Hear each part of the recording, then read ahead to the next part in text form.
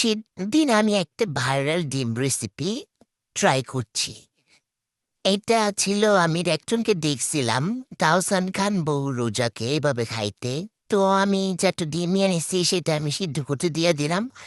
এই ফাঁকে আসল মজাটা রেডি করছি। টমেটো, দুটা পেঁয়াজ, কাঁচামরিচ নিয়ে সবগুলো একসাথে কুচি কুচি কইরা কাইটা লবণ উপরে দিয়া তারপরে এই যে মাখামাখি করতেই আছি মাখামাখি আর শেষে না ও তো মাখতেছি আমি আর কিছু স্বাদ বাড়ানোর জন্য আমি মাখতেছিলাম। তো এখন আবার টমেটো দিয়ে মাখতে আছি।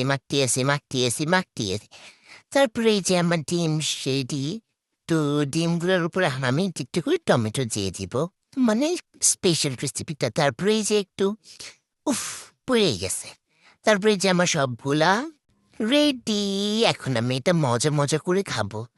তো এটা নিয়ে বসে পড়লাম, খাইছি, মাশাল্লাহ অনেক মজা লাগে, অনেক অনেক অনেক মাশাল্লাহ।